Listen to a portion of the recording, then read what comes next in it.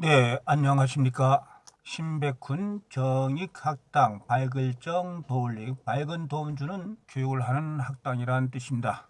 오늘 참 좋은 책입니다. 비트코인 그리고 달러 이 지정학. 비트코인과 달러의 지정학에 대해서 1장 전반부는 신백훈, 후반부 2장은 박계린 발제자가 하게 되겠습니다. 자유시장연구원 자시원 아른청년연합 바청년이 함께하는 북콘서트 애국 교양을 일려주는 북콘서트, 이 북콘서트가 많은 국민들에게 전달이 돼야 우리 대한민국의 애국 교양의 수준은 올라가고 나라의 망국에서 우리는 지켜낼 수가 있겠습니다. 미국과 중국의 패권 전쟁과 변화하는 세계 질서의 규칙에 대해서 오태민 저서의 비트코인과 달러의 지정학 보겠습니다.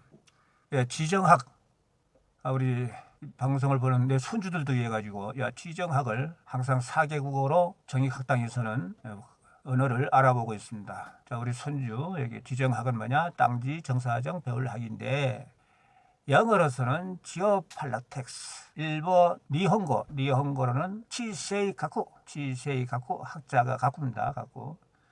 중원, 중문은 이 따지자 디이엔 정치 땅에 관련된 정치다. 디이엔 정치. 예, 그렇습니다. 이거를 비트 보고 또 순우리 말로 할 게 뭐 있냐? 이게 비트는 자리 힘을 배운다. 자리의 정치를 배운다. 지리 정치. 위치의 힘, 위치의 정치를 배운다. 그런 식으로 얘기를 해주었습니다. 저희 학당에서는 4개국어 동시학습 책을 지금 이제 완고돼서 인쇄 준비 중에 있다는 거. 이거 발간이 되면은 우리 북한 학생 회원님들에게는 선물로 드리겠습니다. 오태민 저자. 이분이 아주 그 비트코인의 세상에 대해서는 상당히 많이 강연도 했고 그랬는데 문제는 이분이 순수하게 나는 이게 물리학자인 줄 알았어요. 물리학자. 그런데 완전히 국제 정치학에 세계 경제학에 그거를 통섭을 했어야만이 나올 수 있는 그런 책이었습니다. 책이 너무 좋아서 이거 나 혼자 보기에는 참 어렵다 해가지고 이렇게 내가 우리 훌륭하게 앞으로 인재가 될 우리 박예린 발제자에게도 같이 후반부 발제를 한번 해봤으면 좋겠다 하는 의견도 제시를 한 바가 있습니다. 책 소개를 보니까 2차 세계대전 이후에 미국 주도로 확립된 세계 질서는 점차 흔들리다. 그때까지는 미국의 달러가 기축통화로 되어서 했는데 그 달러 기축통화도 예전 같지 않고 왜 또 미국 돈만 보편적 화폐가 돼야 돼? 세계적 질서로 하다 보니까 거기서 나오는 것이 비트코인이다. 그래서 저자의 인사이트를 잘 정리한 책이다 그랬습니다. 그래서 MD 김상건인데 MD가 뭘까? 머천다이스. 뭐 상품 기획자, 큐레이터 그렇게도 되고 있습니다. 이 책에 대해서 어떻게 고객에다가 안내하고 설명하는지. 전문 MD 머천다이저가 주목한 경제지정학 도서로 평가가 된다. 또 신백훈이는 고질병이 있습니다. 4개국어로 해본다는 거. 머천다이저 챗GPT 4.5 내 비쓴다. 머천다이저를 해보라 그러니까 일본어로는 한바이키쿠 탄토샤, 중국어로는 상품기획관을 쌍핀치화위엔 또 내가 또 좀 호기심이 있어서 최저 순우리 한글말로 해본다면은 팔물살핌이 우리 아주 어식하죠. 팔물살핌이가 있었습니다. 자, 출판사 리뷰는 제목만 보더라도 지정학은 질서의 문제를 이해하는. 이 지정학으로 인해서 질서가 변동도 되고 그랬다. 경제도 그렇다. 경제에 쓰이는 돈도 그렇다. 기축통화도 그렇다. 그래서 비트코인이라는 것도 그걸로 이해를 해야 된다. 출판사 리뷰 1은 달러의 주의 CBDC의 미중 갈등을 이문을 해석시켜주는 오태민 작가의 통찰이다. CBDC가 비트코인을 대체할 수 있을까 등등을 책에 나옵니다. 수백 건의 원서와 논문을 통해서 한 오태민 작가만이 통찰, 다시 한번 퍼즐 조각을 맞춰 나간다. 그 가운데에서 그 끝에 비트코인이 있다는 것은 분명하다. 그래서 이 책으로 말할 것 같으면 결론 확실한 승자가 될 비트코인이다. 비트코인만큼 보편적 가치를 지닌 자산은 없다. 보편적성을 강구하는 세계 질서는 비트코인으로 향한다. 이게 되어 있습니다. 네, 이 책의 목차는 1장과 2장으로 되어 있습니다. 세력 균형을 유지하기 위한 미국의 분투. 그렇죠. 미국이 그동안 이 세계 질서의 중심에 있고 선도를 한 역사적 사례를 잘 정리를 했고 앞으로 계속적으로 그 체로를 가느냐 변화가 있겠죠. 그런데 세계 체제를 유지하기 위해서는 어떤 비용이 들 것인가? 쉽게 말하면 달러냐, 비트코인이냐, 그런 식이 되겠습니다. 1장과 2장 나눠서 발제를 하겠습니다. 7만 원씩 독서법은 신백훈 발자자가 매년 하고 있습니다. 지만원의 다큐소설 여로, 지만원 박사는 책을 이렇게 독서를 하고 요약을 하고 있습니다. 이 책을 받고자 하신 분은 정의학당에 가입하시면 무료로 책을 택배로 종이책도 보내드리고 PDF도 보내드리고 있습니다. 신백훈식 발제법은 최대한 발제 자료는 상세하게, 발표는 30분 이내로 하는 것을 원칙으로 하고, 발제 자료는 좀 많이 이렇게 상세하게 이렇게 하고 있습니다. 자, 머리말, 저자의 머리말에 보면은 아주 감동적인 유명한 이야기입니다. 6.25 전쟁에서 그 미국의 청년이 김포강에서 강원도까지 택시 타고 가자, 어디 다리 아래 갔대요. 그래서 추운데 발가벗고 그 아래 있다가 한동안 있다가 나와서 다시 왔다 했는데, 사인을 알아보니까 6.25 때 미군이 애기 우는 소리가 들려서 봤더니 엄마는 죽어 있고 엄마 품에 앉은 애기가 있었는데, 그걸 구해내면서 거기다가 좌표를 정확하게 찍어서 언젠가는 이 아기한테 엄마를 찾을 수 있게 해주겠다. 그래서 살다 보니까 우리가 생각하는 게 부모 복이냐 나라 복이냐 시대 복이냐, 우리 아기는 엄마 복이 있다. 엄마 때문에 살았으니까. 그래서 나중에 와서 그 어머니가 죽어서까지 자기를 했던 데서 엄마한테 절도 올리고 했던 그런 내용은 아주 감동적인 얘기입니다. 그래서 지금 현재 국제 정치학자들은 비트코인에 관심이 없고, 경제학자들은 비트코인을 또 싫어하고, 그러다 보니까 저자께서 쓸 수밖에 없었다. 비트코인의 지정학 과목으로 강의를 했대요. 그래서 이 책을 쓰다 보니까 여러 가지 좋은 책도 파묻혀서 알게 되니까 즐기게 됐다. 이 책을 쓰면서 즐거움이 더 크게 됐다. 다음 1장, 지정학의 시대가 돌아오다. 역사의 휴일이 찾아오다 이 말이죠. 냉전 이후에서 미국이라고는 막강한 나라가 있어가지고 평화가 법권 가치가 실현을 잘 하고 있는데, 야, 국제 정치가 도덕적이지 이성적이지, 그러니까 이렇게 잘 되는 거지, 착각이 팽배했더라 이거야. 근데 아니다 이게요. 역사의 휴일은 끝났다. 지정학의 시대가 온다. 중국, 러시아 등 강대국이 부상으로 갈등이 다 재점화되고 있다는 겁니다. 지정학의 출발점은 어디냐? 미국이에요. 미국은 해양 지배 국가로서 세계 질서를 주도했는데, 세계 구조 세계에 미국이 전략적 지정학 관심이 다시 반영이 된다. 달러 하나로 무심하게 세계에 관여한 것이 미국이죠. 미국은 달러를 공급하는 걸 통해서 군사 없이도 세계를 통제할 수가 있었고, 미국은 또 어떻게 판을 바꾸는가? 미국이 자꾸 이렇게 몰려서 안 될 듯 하면은 게임의 규칙 자체를 바꿔버리는 거예요. 마치 장기를 두자가, 야, 안 돼. 우리 바둑을 두자가 장기를 바꾼다든가, 이렇게 할 수 있는 힘이 있는 나라가 미국이다. 그래서 비트코인이라고 하는 가상화폐는 지정학적 이해관계에서 비교적 자유로운 것이다. 왜? 비트코인이야말로 국가의 통제도 없고 무관한 탈중앙의 화폐이기 때문이다. 또 지정학, 아시아, 아프리카, 남미코 관계없이 지정학 바깥에서 움직이는 것이기 때문이다. 또 개인의 자산이자 생존 수단으로서의 가능성이 가장 가지고 있는 것이 비트코인이기 때문이다. 이었습니다. 그리고 요거는 이제 문단형으로 이렇게 또 다시 편집을 해본 겁니다. 이거 개조식으로 읽기가 한번 읽어보시고, 다음 문단식으로는 각자가 읽어보시기 바랍니다. 다음 2절, 지정학적 인간은 무리지어 행동하는 영역동물이다. 무리지어 사회적 동물이다 그러죠. 인간은 본능적으로 영역을 구분하고 상징을 통해서 소속과 위계를 나타내고 그러는데, 국제정치 역시 국가 간의 동맹이다 뭐다 해서 무리 형성과 상징을 투장한다. 지리 고관에다 본능적 집착을 기반으로 작동을 한다. 지정학이다. 살아있는 개체처럼 변화무쌍한 지정학론이다. 국가는 단일한 개체가 아니라 상황과 위치에 따라 성격이 변하는 유기체적인 존재다. 지정학은 그냥 고정되어 있는 이론이 아니고 역사, 지리, 집단, 감정이 얽힌 역동적 구조로 이해해야 한다. 이렇게 되어 있습니다. 다음 3절, 현실주의 대 이상주의, 미국의 기질. 미국이 현실주의와 이상주의가 이렇게 땅땅하게 하면서 이렇게 있는 나라가 되겠습니다. 현실주의란 건 뭐냐? 야, 뭐니 해도 힘이고 군사력이고 그것이지. 아니야, 그것만 한도 아니야. 도덕이 있어야 되고 법이 있어야 되고 국제기구를 통해서 갈등이 조정돼야 돼. 그래서 이 두 입장, 국가의 본성과 국제질서 이해라는 전혀 다른 전제를 가지게 된다. 이상주의가 잘한 미국의 국제정치는 우드로 윌슨 대통령이 민족 자결주의라고 한 걸 마찬가지로 이상주의적 제국을 유엔도 만들고 IMF도 만들고, 하지만 계속 이것만 할 수 없이 군사개입도 할 수도 있고 적극적 행동을 할 수도 있다. 다음 현실주의에서 국제정치란 불확실성과 공포 그리고 힘이다. 현실주의자들은 국제적 구조가 전쟁을 불가피하게 만들기 때문에 개별 국가 차원에서 이를 배경하기 어렵다는 태도를 보이기도 했다. 이상주의는 이상일 뿐이야 그렇죠. 현실주의는 국제적인 무정부적 상태로 간주하며 신뢰 대신에 경계를 강조한다. 경제. 다음 4절.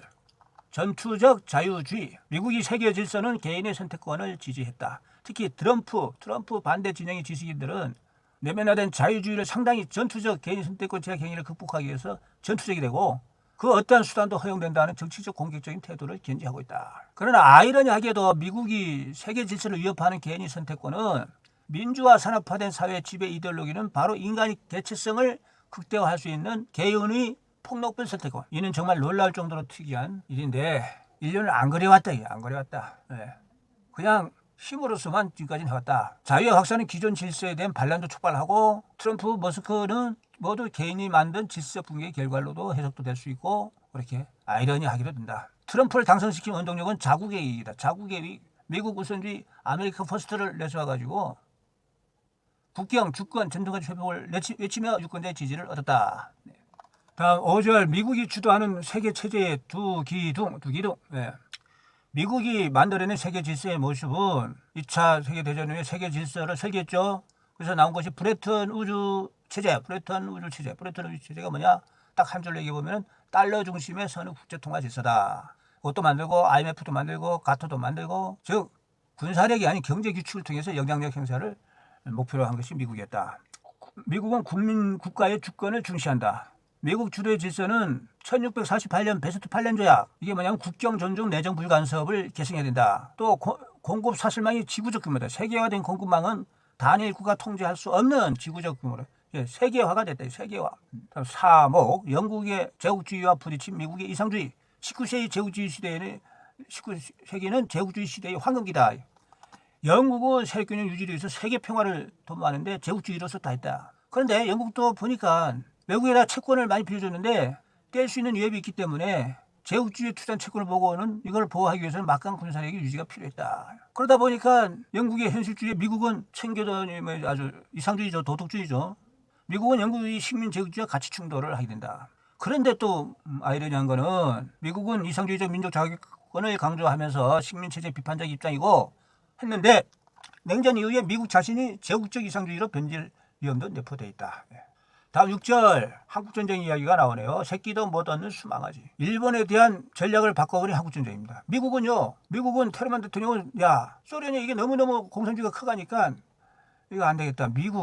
일단 일본도 말이지 농업 국가로만 키워야 되겠다. 일본이 또 그렇게 전쟁하지 않아야 되니까. 그래서 일본이 패망했는데 뭐 동남아시아보다 다 잘 살 거 있냐? 그런데 냉전이 시작되면서 보니까 일본의 공업 능력이 병참기지 정말 냉전이 필요한 주장이 대두가 되고 세상에 한국전쟁이 일어나니까 일본의 상당한 자치권까지 부여해서 너희들도 공업을 해야 되겠어. 180도로 바뀌었다는 겁니다. 이 한국전쟁 전후 미국 냉전 전략의 변화, 김일성이 스탈린에게 남침 허락을 요청했을 때 스탈린이 가장 중요한 것은 뭐냐? 미국이 개입을 하면 안 되잖아. 그러니까 김일성은 미국이 절대 개입 안 한다. 그렇게 했고 스탈린도 그 마오쩌둥 앞에서 들어보고 그렇게 해서 했는데 결국은 마오쩌둥이 생각도 김일성과 비슷해서 미국 안 할 것이다.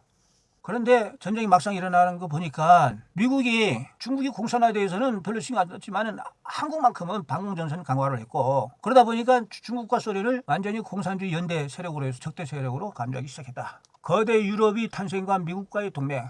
1948년 스탈린 서베를린을 봉쇄했대요.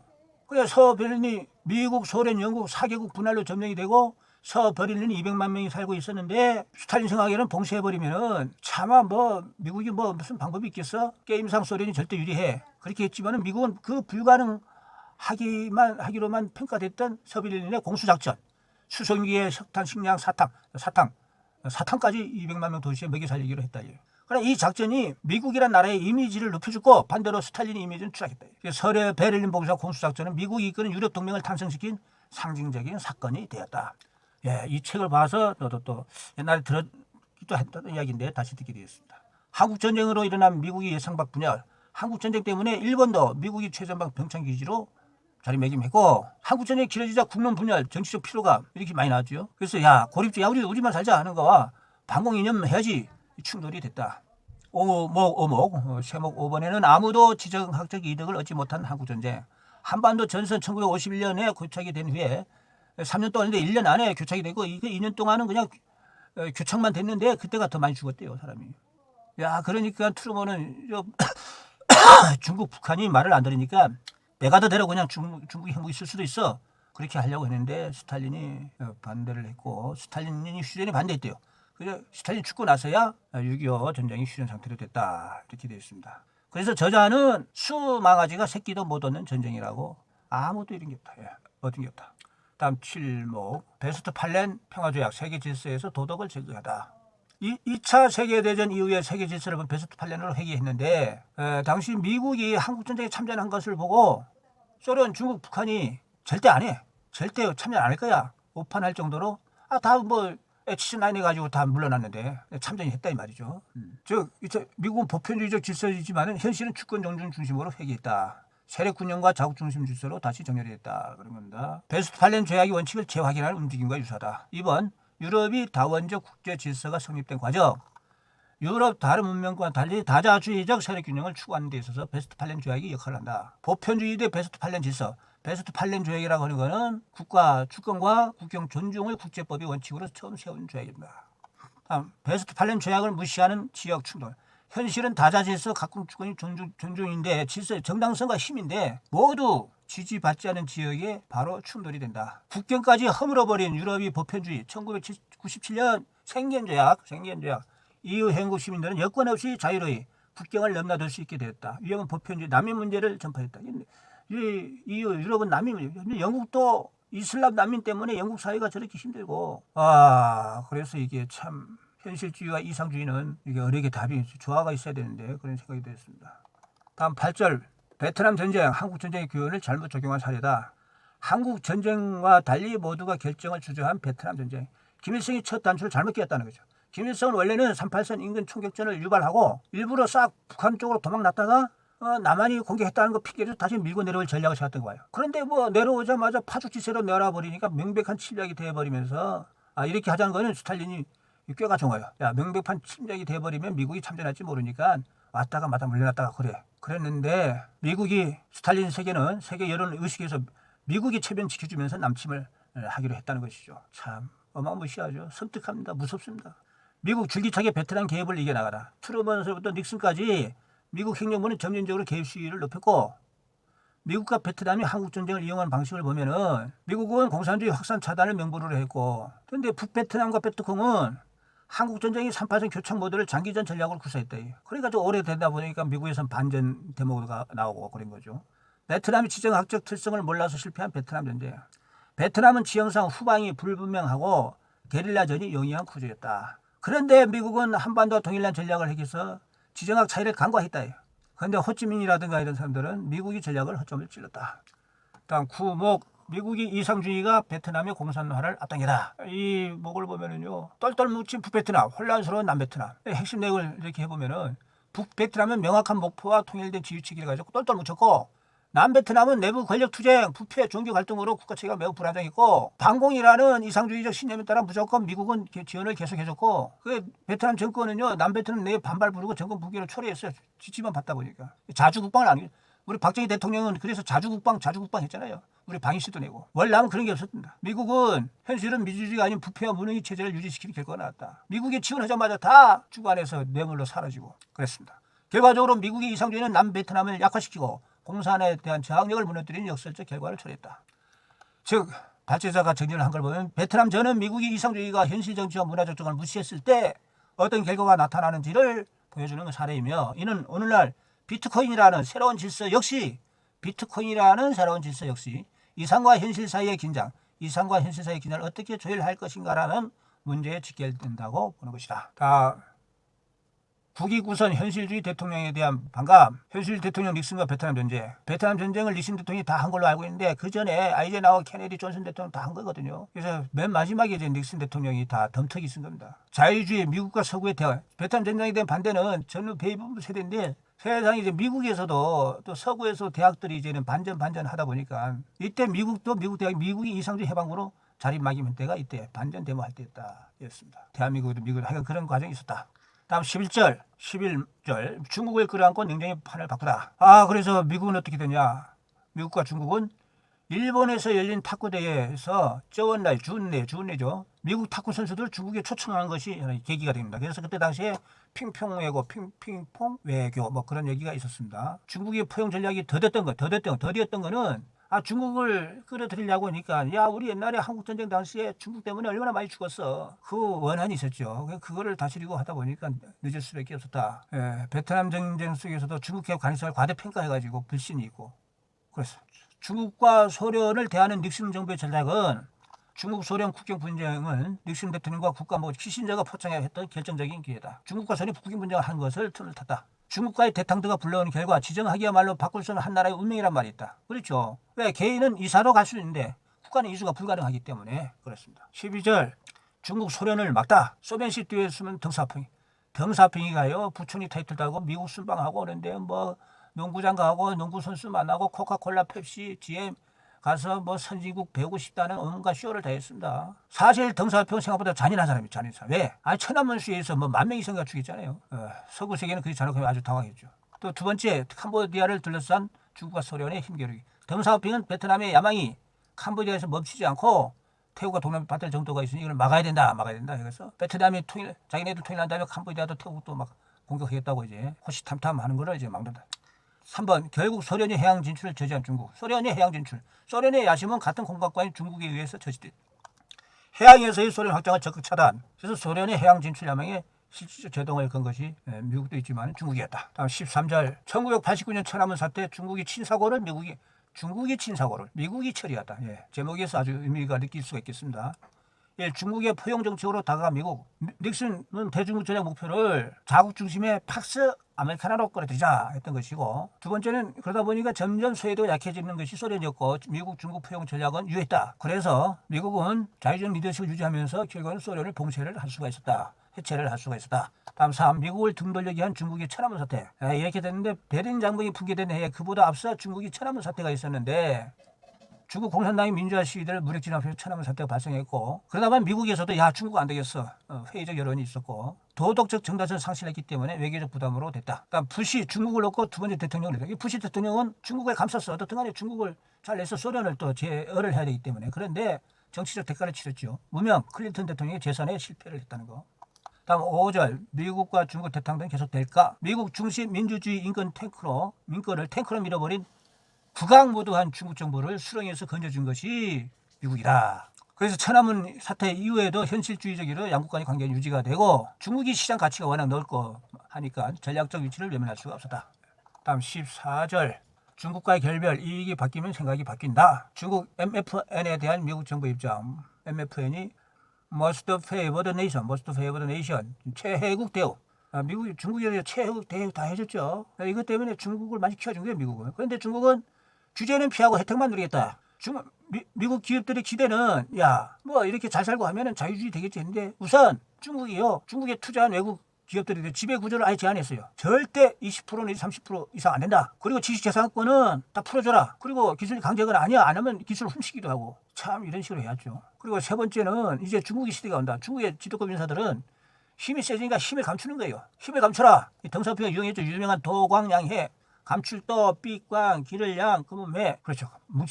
금은딸이 아주 어둡잖아요. 어두운 데서 실력을 길러라. 중국이 부유해지면서 다완화될 것이고 일당 특세도 그렇게 좀 해체되겠지 했는데 세상에 중국은 부유해질수록 공격적인 태도, 대내적으로는 집단주의 색채를 아주 강화해버렸다. 즉 이익이 바뀌어가는 생각도 바뀌는 치장하기 냉정한 현실을 저자는 인식을 해야 된다고 강조를 했습니다. 다음 15절 중국이 과연 베스트 팔렌 조약 안에 머무를까? 필요할 때만 오래 쓰는 중국의 발전.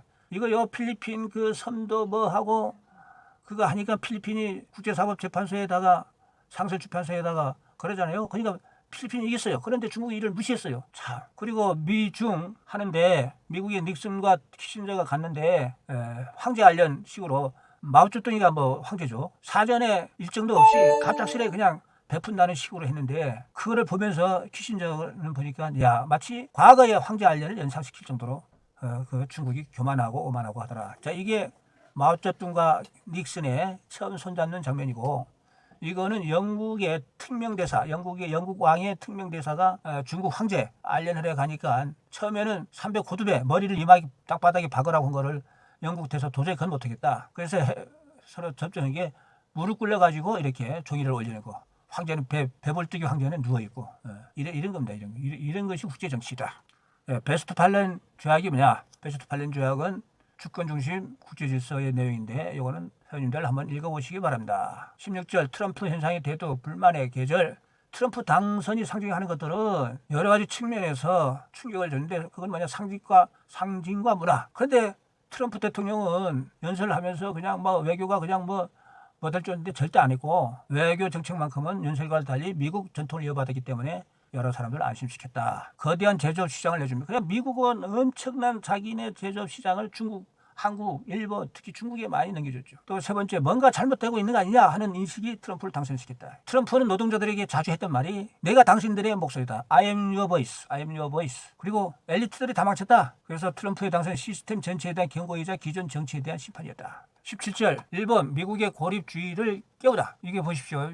최초로 미국 본토를 나라가 유일한 나라가 일본입니다. 지금까지 지구상에서 1941년 침주만을 했고 그러니까 세상에 미국의 본토를 해. 그래서 할 수 없이 미국 본토를侵한 유일한 나라이기 때문에 원자폭탄을 투하해. 원자폭탄. 근데 한편 산업화에 불려있던 제국주의 일본. 일본의 입장에서는 일본은 뭐 평야도 자원도 철광석도 원자재도 이게 없기 때문에 산업화에 필요한 원자재를 어디서 일본이 아니고 만주, 중국, 동남아시아를 장악해 여기서 가져와야 되는데 결국은 이거를 확장을 하다 보니까 미국과의 충돌이 됐다. 그래서 전쟁이 일어나게 됐다.